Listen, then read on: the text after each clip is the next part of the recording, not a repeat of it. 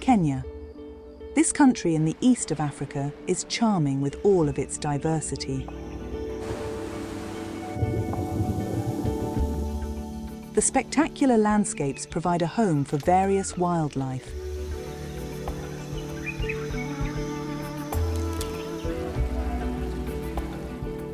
Traditions and modernity meet each other here.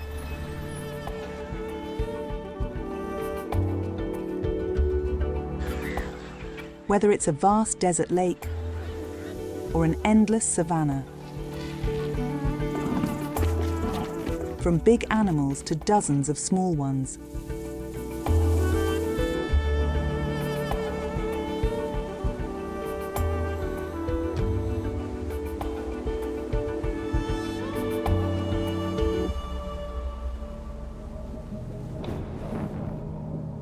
Kenya is filled with many beautiful contrasts. In western Kenya lies a unique natural wonder, the Kakamega forest. This rainforest is the last of its kind in Kenya and serves as a refuge for incredible biodiversity.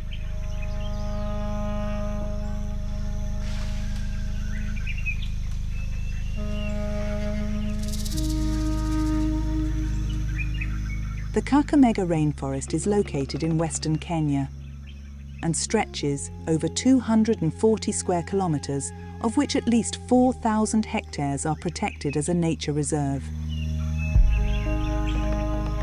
As one of the last remaining rainforests in East Africa, it is a vital conservation area as it provides a home to a fascinating ecosystem. The tropical forest is the easternmost extension of the equatorial rainforest and is the last remnant of the ancient Guineo-Congolian rainforest that once spanned the continent. However, it is under threat by deforestation, poaching, and global warming. Conservation initiatives are working to protect and preserve the rainforest and the rich diversity of flora, fauna, and wildlife it holds. The forest itself is special. There's a lot of indigenous trees here. There's beautiful nature trails that you can go for walks. See other wild animals, all the monkeys, the flying squirrels, the portals. You can go to the hill. There's a hill, Liranda Hill, and it's so beautiful from up there. You get to see the entire forest from the top of the hill, and it's just amazing and magical, and I think people should come and see that. Josephine Wekeza studies the life and behavior of diademed monkeys, or blue monkeys, as they're affectionately called. They can be found in the Kakamega forest, the Upper Congo River, Angola and Zambia. My name is Josephine Wekeza. I'm a wildlife biologist, currently situated at the Kakamega forest, but currently working on primates, specifically the blue monkeys here. We're conducting a research on their social behavior. That is the blue monkeys only. With her passion for nature and wildlife conservation, it didn't take Josephine long to join this research project once her professor in Nairobi made her aware of it.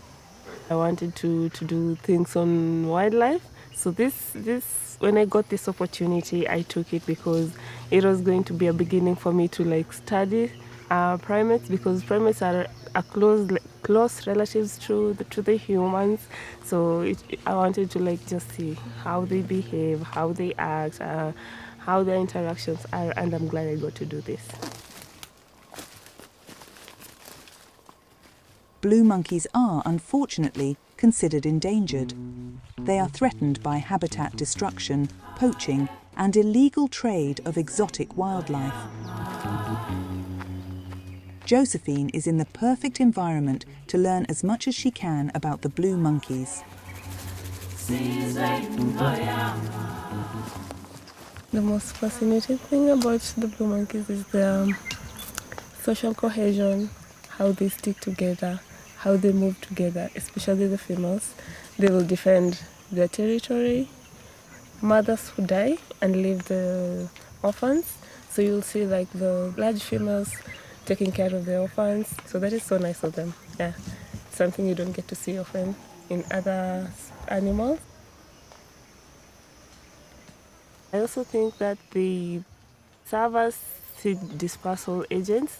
They will feed on fruits and seeds, and they will move to other parts of the forest and spread the seeds so that they're contributing to the ecosystem. They're spreading the plants.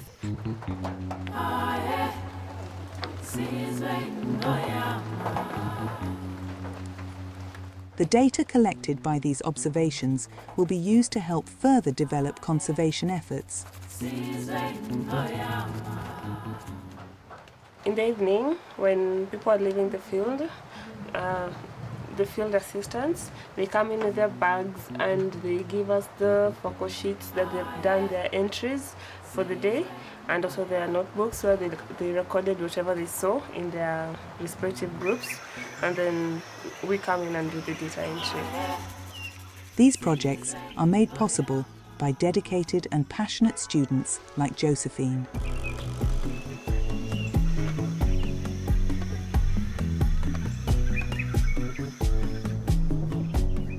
Kenya's last remaining rainforest has shrunk by more than 90% in the past 100 years. People have cleared forests for timber, agriculture, or in the hopes of striking gold. Despite these difficulties, the forest still boasts a high biodiversity and provides plenty of rainwater.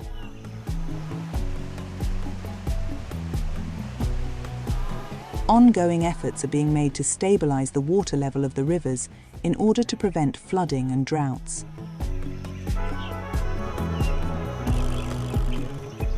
So every time we come here, it's totally different.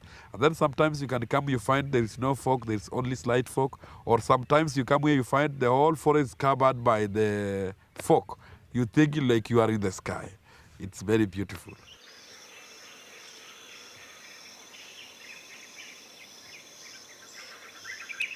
Abraham Imbai, a native of Kakamega, is one of the most experienced rangers at the Kakamega Forest National Reserve. My names are Abraham Imbai. Most of the time I'm a tour guide and also environmental educator, whereby I take people, students to come and learn about ecological of the forest, geographical features of the forest, and also learn different animals and their behaviors. I want community to know exactly, because people can see this forest, but they don't know how important it is to them around here. The forest comes to life once the sun sets. Under the light of the moon, nocturnal animals hunt for food, and plants respond to darkness and cooler temperature.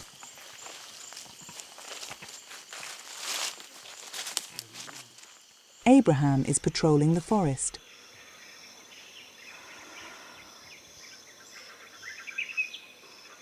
The forest, without human disturbance, it knows very well how to protect itself. For example, when you go inside the forest, there you'll see all plants are friendly, but the ones that are on the edge, they have thorny, like they have very sharp needles. So like whenever anyone with negative mind, the forest one is trying to get in, this one will say no permission to enter. But after that, when you are past all plants inside there, they are friendly. Yeah, this one, like when you touch it, did you saw what happened? It pumps out the seed. But also this is one of the wild fruit that you can eat. It's very delicious. Abraham has an intimate knowledge of the forest's natural defence mechanisms, namely thorns and poisonous plants. The dense vegetation also makes it difficult for intruders to enter. But the effort is worth it.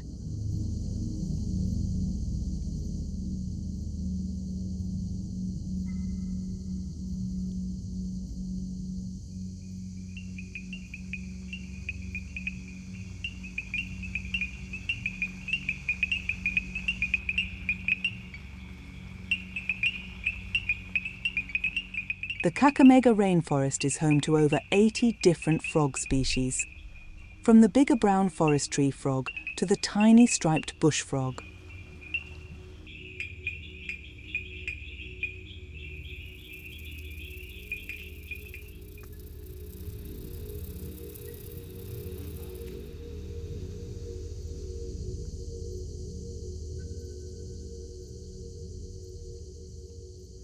See, this is how, like when the elders are coming to collect this mushroom in the forest, they come with knife because it's also very strong.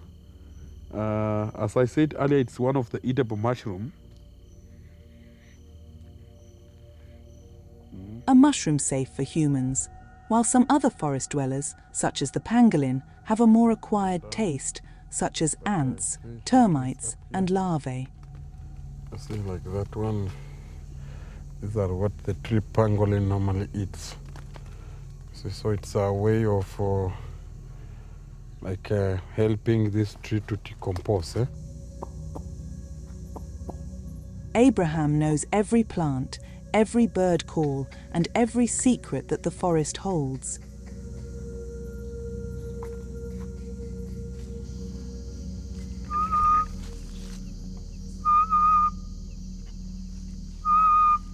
He knows that when he whistles that specific note, curious little forest creatures, like the flying squirrel, will come out to investigate.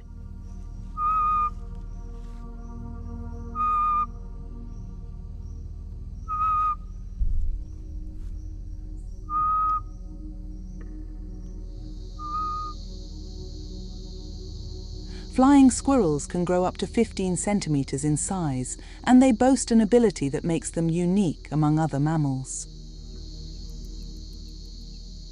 So the animal that we have seen, we call it flying squirrel. And the flying squirrel, it is nocturnal. It appears only at night. And it is an animal that can glide like even around 40 to 50 meters, depending on the higher tree it is on. So it slides like from top down, and it can slide far distance depending on the height of the tree.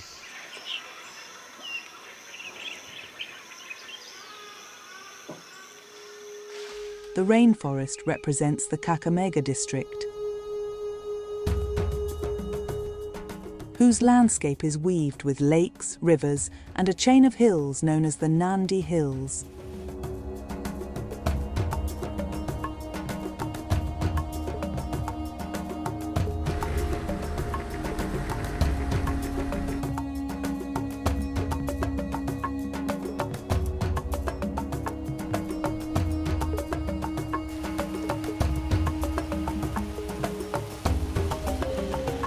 The district capital is Kakamega City. Approximately 90,000 people live here, most of whom depend on agriculture. They grow their own fruits and vegetables, and whatever their family doesn't consume, they take to sell in the city. Life isn't easy here. Poverty rates are high, and most people have no access to education, healthcare, employment, or even proper sanitation.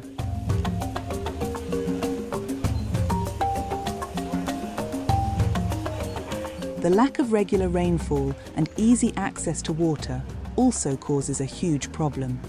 The company, Equilibrium, founded by a local, offers a simple yet elegant solution. Clay ovens. The product is designed to protect the rainforest as well as improve their living condition. It provides a new source of income for the members of community. Locals are hired and are responsible for both creating and installing the ovens. Most of the residents in Kakamega County now have their very own clay oven, including Saman Celine and her family. Not only does she make the ovens, but she also uses them in her own kitchen. I used to hate cooking for my family, but now I can finally enjoy preparing meals. When Mum sends me to the kitchen, I don't have to worry anymore. It's a lot easier. The smoke in the kitchen used to make us cry, and we would constantly ask ourselves, when will I finally manage to cook the food, or when will there be time for housework? Saman Celine is a young mother and pregnant with her second child. She belongs to a local pottery group who regularly go to the kakamega forest. There they collect clay, sand and water to make the ovens. These products are designed to guide the smoke out of homes, and they use less firewood. Their efficiency has already greatly reduced the load of wood each family needs to burn. Their efficiency has already greatly reduced the load of wood each family needs to burn. The first thing you look for is soil. In the forest, there are 3 different types: black clay, red soil, and your regular brown soil. We also find pure sand near the river. Red soil is the easiest to collect and found in great quantities in certain areas. But for the best results, you need to collect and mix all the different types together. Once the soils have been mixed together properly and have formed a clay, it's taken to be shaped.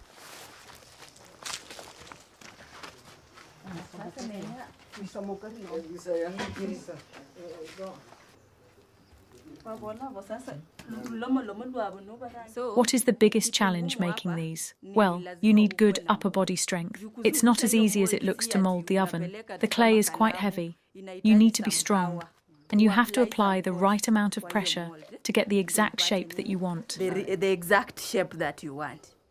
Once they've been shaped, the clay ovens are left out in the sun to dry. After that, they're left in a kiln with wood, grass and leaves stoking the fire. When ready, they'll need to be approved by a worker before being sold. Pottery has been an incremental part of Kenyan culture for centuries, and this company is simply continuing the tradition. This ancient knowledge now helps in the fight against the reckless deforestation of the rainforest. Project manager John Luceno Ashimo says this is all thanks to clay ovens such as his Upezi stoves, which only use half as much firewood as conventional stoves. In the past, it was really difficult when firewood became scarce.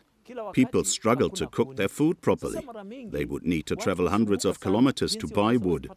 Some went into the forest, while others even cut down trees in their own gardens. But those days are now over. The oven is much faster. You only need half the amount of wood, and it's quick, so you have more time to enjoy the finer things in life.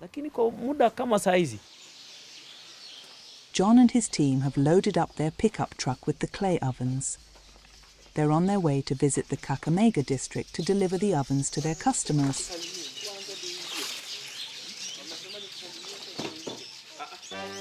In addition to coordinating the production and deliveries of the clay ovens, John is facing another challenge. He wants to educate the people living in the region on how to preserve the rainforest as much as they are able to.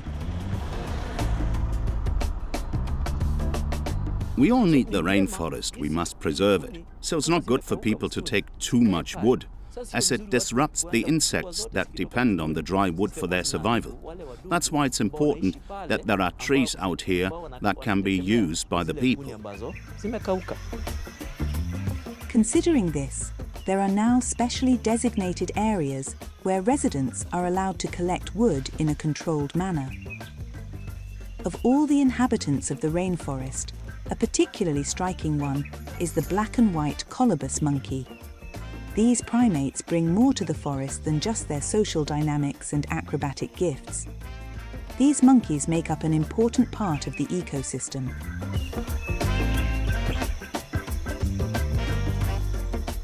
The groups, which can consist of up to 50 individuals, are led by dominant males. Sadly, the habitat of the black and white colobus monkey is just as threatened as that of the blue monkeys that Josephine is studying in order to further conservation efforts. Every morning she distributes information about the forest and descriptions of the blue monkey groups and their habitats to a handful of local volunteers.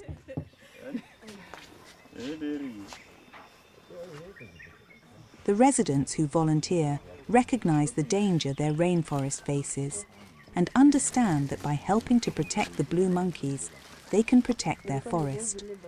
Blue monkeys are important for the ecosystem, and Josephine wants to ensure they no longer end up on family dinner plates.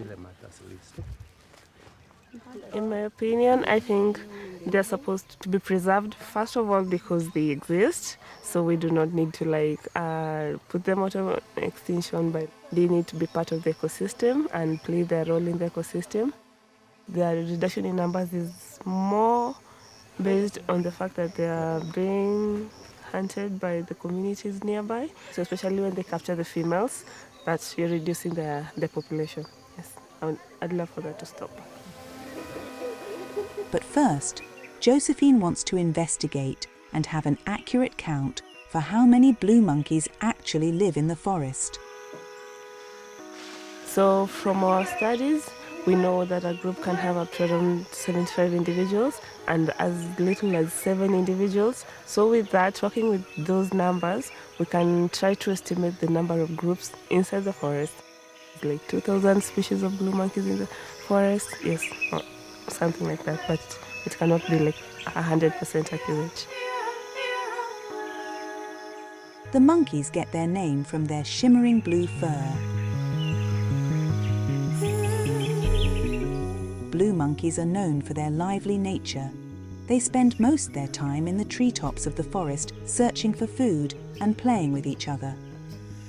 Josephine has been working on this research project in Kakamega Forest for 4 years. But her time here is coming to an end.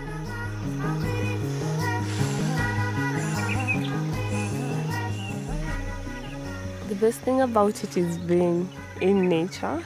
You get to see this every day, you get to do this every day. It's far from people, it's clean, it's noise-free, it's beautiful, you get to experience nature all through.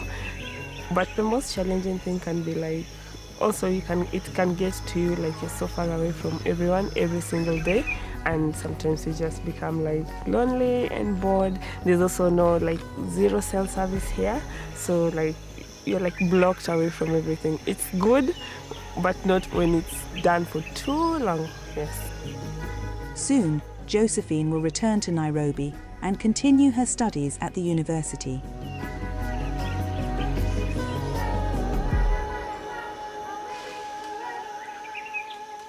Not only is the forest home to many interesting animals, the diverse ecosystem also boasts many medicinal plants. Various herbs, flowers, and tubers have been used by people in the region for centuries to cure illnesses, and some still use them to this day. But not just anyone can administer these treatments.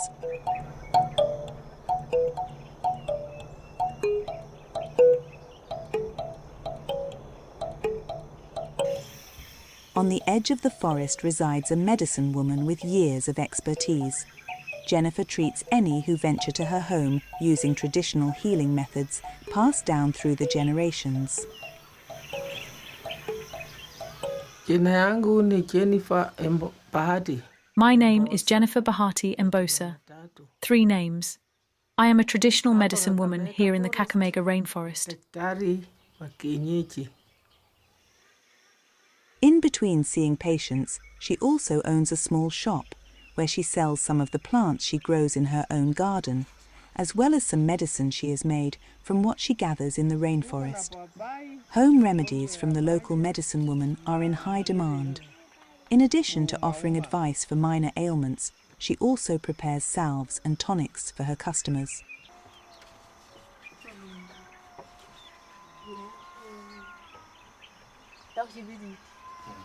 Baba yangu alikuwa mganga. My father was a traditional healer as well. Fadhali nichukue kazi yake. Nikachukua He taught me kazi all I yake. know, and I follow in his footsteps. I started out when the HIV outbreak first hit. Mwaka gani hata sijui mwaka. Kutoka siku hiyo, But I can't remember which year it was. It must have been 30 years ago. miaka 30 sahi. The role of the medicine woman is one of great importance to the people in Kenya, both historically and culturally. They rely on the experience and extensive knowledge of healers like Jennifer, who know how to utilize the healing powers of natural substances gathered from plants and animals. Kama macho haioni vizuri, naweza kusaidia. I can help if you're having issues with your eyesight, if your vision is blurry, Dawa na uanze kusikia. if your ears are blocked. I can make a salve or tonic for you, and you'll be able to hear again. Punguke kama unatoka damu kwa mapua. I also have remedies for almost any illness. If you have a cold or a sore throat or a fever, I know exactly what can help you. I even treat women who are struggling to get pregnant for the first time, or those who have given birth before but can't get pregnant again. I also have treatments for men with impotence problems. Wanapunguka nguvu za wazee.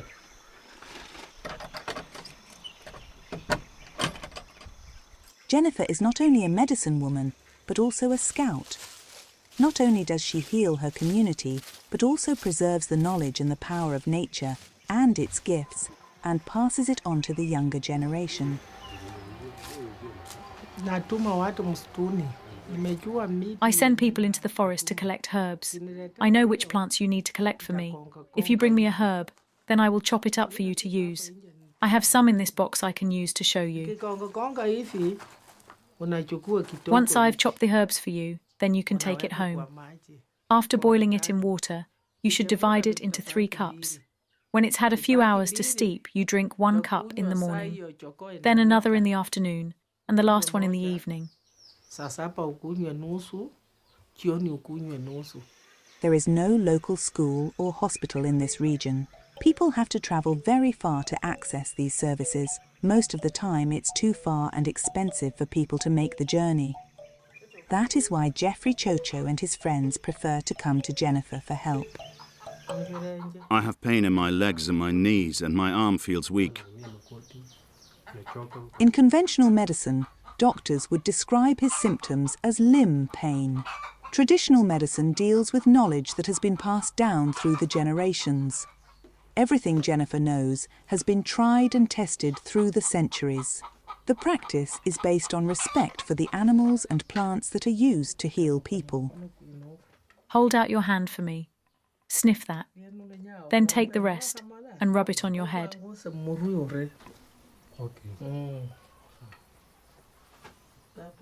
Jennifer's own grandchildren will be treated at the same time as a preventative measure.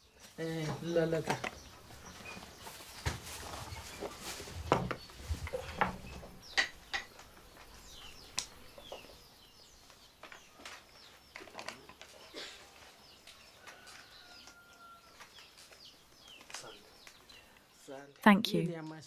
I have a special blend to cast out demons, or for when I treat people for epilepsy. Here it is. You put it here on your wrist, and then you lick this spot when the rooster crows in the morning, again at noon, and again in the evening, 3 times a day. If you come to me with a cut, I will take this and rub it over the area. I'll do this to stop the area from swelling and to provide cooling relief. My purpose in life is to help the people of my community. I wouldn't choose any other life. Though Jennifer's main focus is on healing, using the traditional methods taught to her by her father, she also says a prayer for every one of her patients.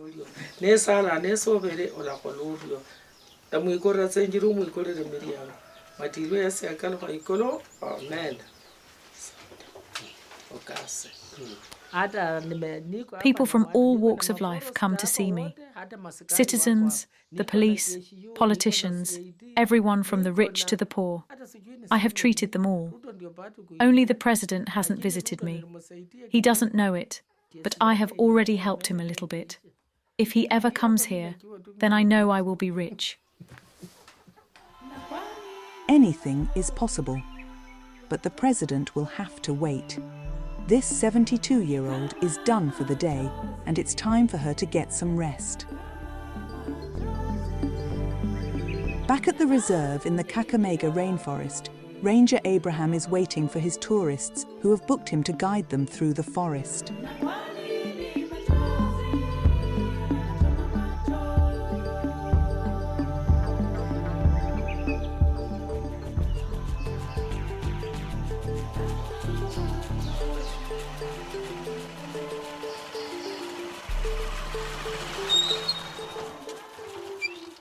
The Kakamega Forest Station is one of the Kakamega's busiest reserves.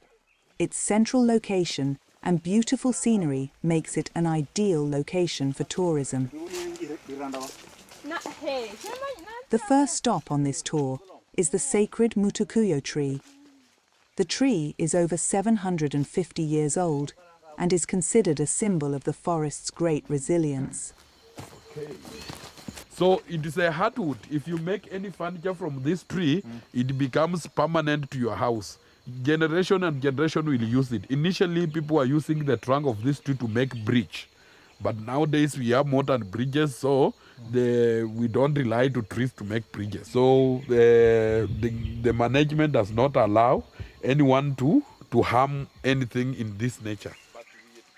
Their forest is protected.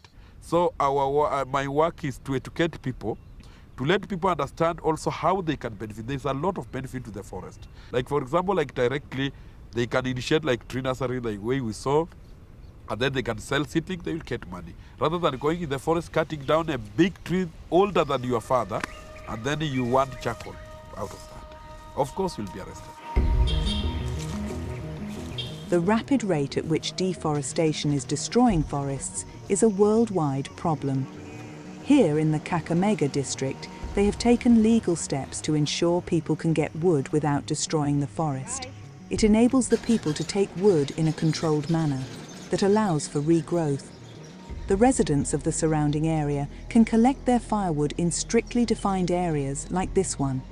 This method not only protects the tree population, but also the habitat of all the animals in the rainforest. For example, the baboons who feed on the fruits, lizards and insects found in the Kakamega forest.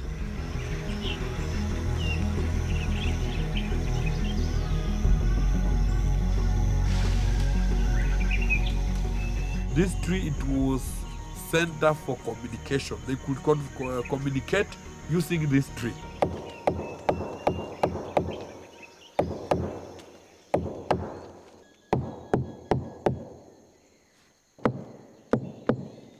These people could communicate whether they want, like maybe someone got problem, or maybe they have found mushroom or wherever, or maybe they want to go home, it's time to go home, they could communicate.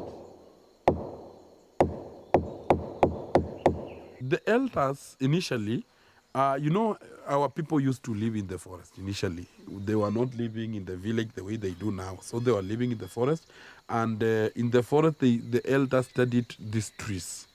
And, in elders or in the community people, we have people who are like seers. They could like dream of like this tree can be of help on this, okay? And also some trees, that are also magic trees, whereby you don't need to take leaves or any part of the plant to get healed. You just go there, you do what we call chant. You chant on the tree, you say the problem you have and everything, then you go home without looking behind. When you get home, your problem has been solved. As Abraham leads his tourists to the next section of the tour, the topic of the plants and their properties will naturally come up a few times. You see this plant, we call it Alengium tomendosa, and this Alengium tomendosa, it is one of the plant that our local people have been using as soap, okay? So like if you take like, these are 1, 2, 3, 4. So these 5 leaves, they are enough soap to wash hands. You continue pressing like that. You will see now the soap coming out. So all these things are from nature. When you come here on the water, you'll draw the plant somewhere. Then you take water, then you wash. You just wash.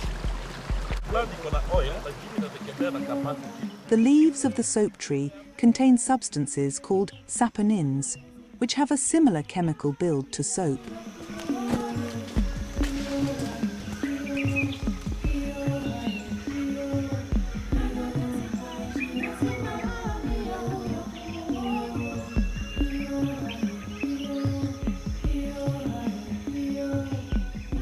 A of Baraham's guests have learned and seen more of the rainforest in a single day than some people will in a lifetime. For him, as a rainforest conservation officer, this is a success, and worth the effort, especially since he has a wonderful job.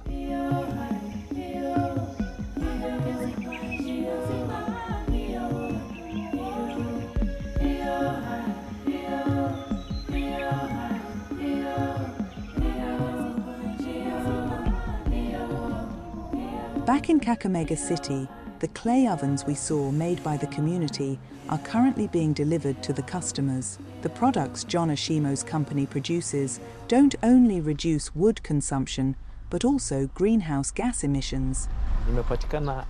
I first started as a nature guide at the Kakamega forest, where I explained to visitors the importance of the forest and the herbs and animals that live there. Later, the desire grew within me to visit the communities and encourage nature conservation efforts. We joined forces with the Eco2 initiative to work with them in this area and achieve our goals. I teach the youth to help protect our environment, and then my own focus goes to making and installing these ovens that use less firewood. If John wants to make a real impact, it's important that the old cooking stoves in the houses are replaced, especially in the rural, simple regions of the Kakamega district. This work is mainly undertaken by the women in his organization.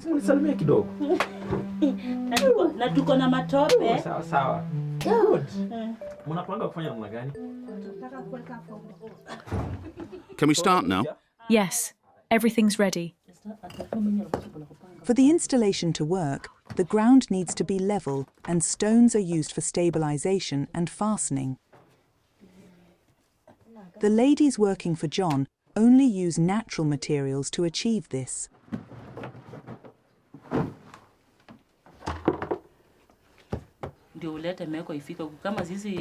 Getting a stove here actually requires a lot of work. We need to ensure that it arrives in one piece.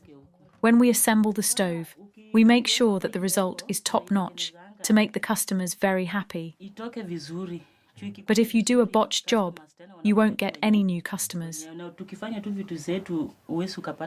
They see how we installed the stove. Smart and clean work are sure to attract customers.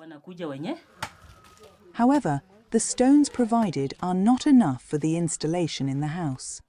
Lucy, Esther and Doris have to dig up additional building materials in the garden outside the house.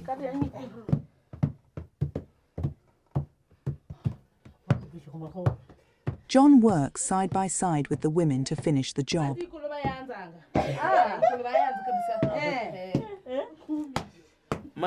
Besides helping the environment, the business also creates jobs and lets these ladies and all my other employees earn money to support their families. I'm hoping, based on the success we are seeing in our community, that we'll be able to expand all throughout Kenya.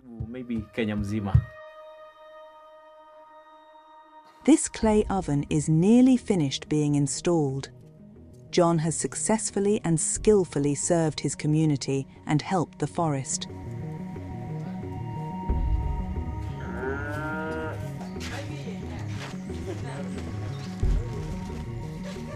After another successful day of installing the ovens, John's team gather to celebrate a job well done.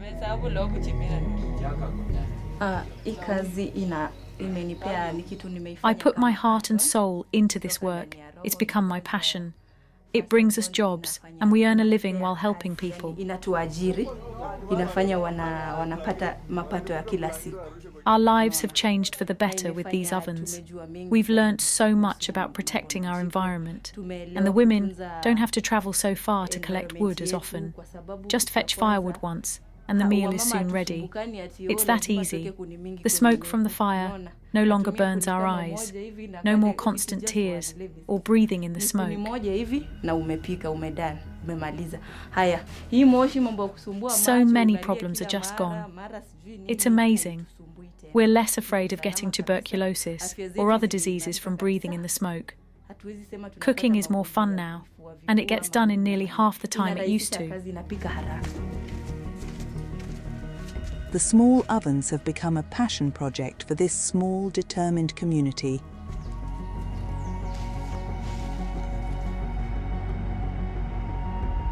msitu wa Kakamega naona ya kwamba If we can ensure that everyone near the Kakamega forest has a stove like this in their homes, we will protect the forest. The forest will be much denser.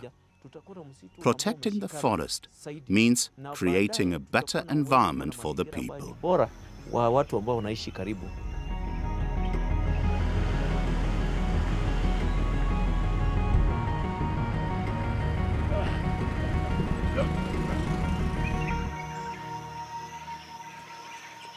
As long as initiatives like John's and Josephine's focus on preserving the forest, the animals can live their lives freely here, in their natural habitat, free from the interference of man.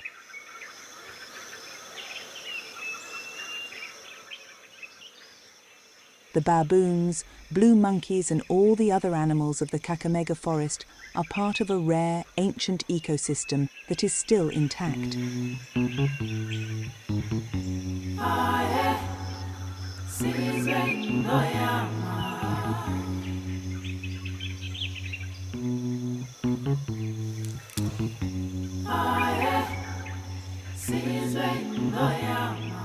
The people here want to keep the balance of nature. Their work holds value in that it aims to protect this precious ecosystem. The Yala River originates in the Nandi Hills and flows into Lake Victoria after about 440 kilometres.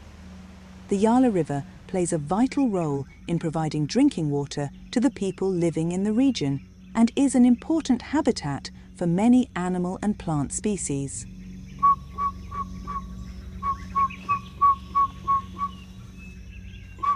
Abraham is currently trying to entice some birds of the forest to sing to him by luring them in with whistles they will find alluring.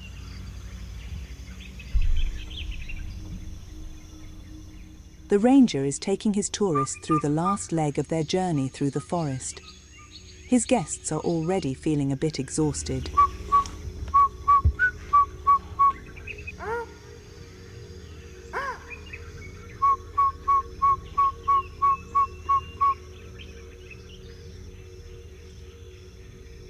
Abraham carefully explores the Kakamega forest once again. He wants nothing more than to share his experiences and insights with his guests. It is his life's mission. My father used to work with the forest department, and then I was born in the forest station. So I saw nature since I was very young. And when I grew up, that was my dream. And then although my father passed away in 2013 at an age of 79 years, so then I was like, no, I'll continue doing this work. So since when I was young up to now, I've been just like a nature person. I'm a wild person, like not wild like I'm like a wild animal.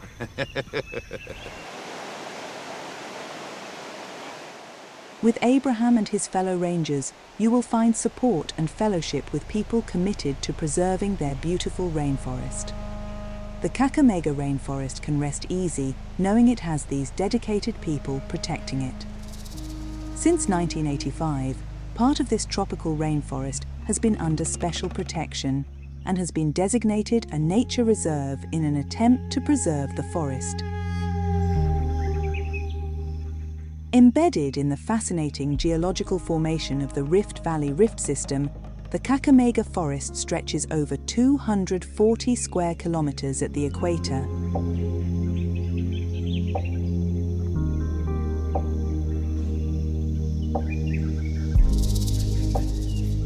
In 1900, the forest was at least 10 times its current size.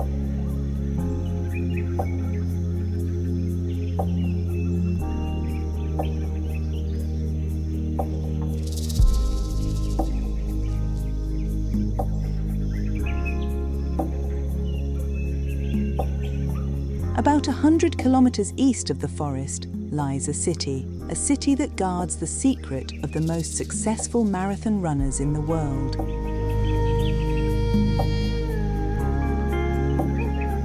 The home base of the most elite runners in Kenya is based here. The city of Eton, where the legends of marathon running are trained.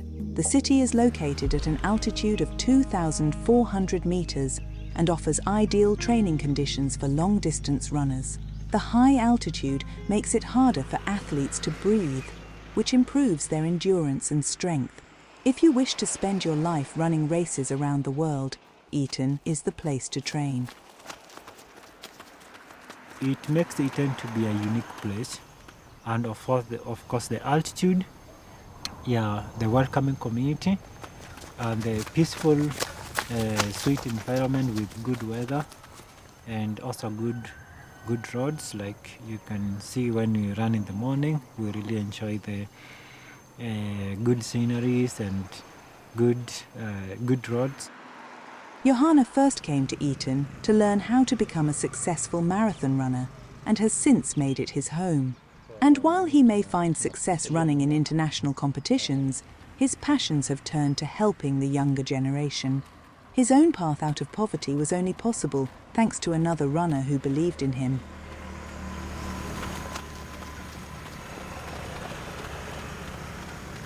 When I got an opportunity to get in contact with an elite runner from Eton, and when he saw me, he told me like, "Wow, you're good. You can be. There's no doubt you can make it in running."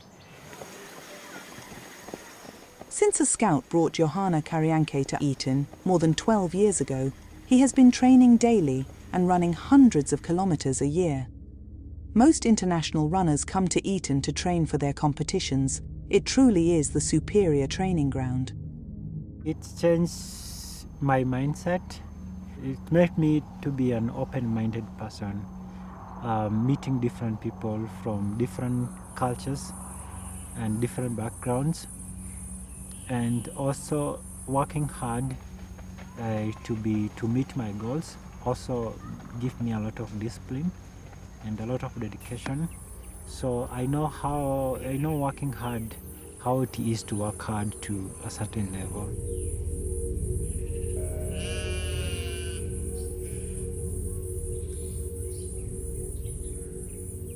Once the idea was planted, Johanna couldn't let it go. He followed his heart and founded a sports academy to train young people like Brian and Kevin to run marathons. The hilly landscapes of the Rift Valley make it an ideal terrain for uphill and downhill running.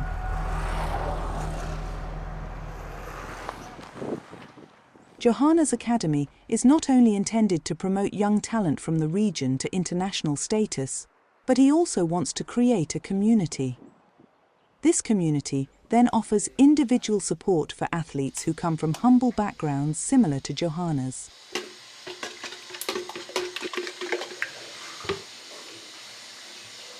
It's expensive to be a runner. The running shoes are very expensive. You need medication, you need the running gear, and to get the food because to get good performance, you also need to watch on your nutrition.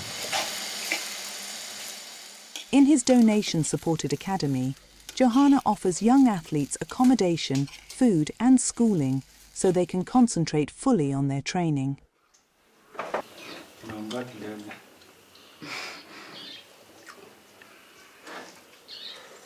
Running, people will love to come here and find out what's the secret for you to be fast, like Kipchoge, like Faith Kipyegon. I have a sports academy, so I don't deal with athletics alone. So I have so much secret we can learn here with my guys. But when I go back to the academy in Narok for football, I always think that one day I have to go to Europe, those European clubs like English Premier League, Bundesliga. I want to know their secret. What do they do so well? While the recipe for success in endurance and speed can be found here, perhaps the secrets of football tactics that Johanna wants his students to learn can be found in Europe. The big problem in Kenya and in Africa, we don't have enough balls. in an academy, we're supposed to have like one ball per two players. But during the warm-up, you can see like some of the players were standing, and they are not they are not supposed to be standing. They are supposed to be on the move from warm-up to the end game. Yeah, they are supposed to be working to be active with the ball. Johanna must first rely on the special training conditions at an altitude of 2,400 meters to make up for the somewhat simple equipment at their disposal. The thinner air stimulates the production of red blood cells, increasing endurance and oxygen uptake. We don't have like world-class facility like the track. It's a big issue which is disturbing us as athletes. Sometimes it affects even international standard, because if it's the big competition on the track, you need a very good track for speed work. While it made his training hard, Johanna was never going to let this hold him back, but rather use it to push himself even harder. And that's why I went to start a sports academy, guide them towards success, discipline, and hard work. And hopefully one day, it's my big dream that I will see them compete on an international standard, international level, both in athletics, and also it will be my big dream to see those boys, playing in very big clubs in Europe, and it will be my big dream.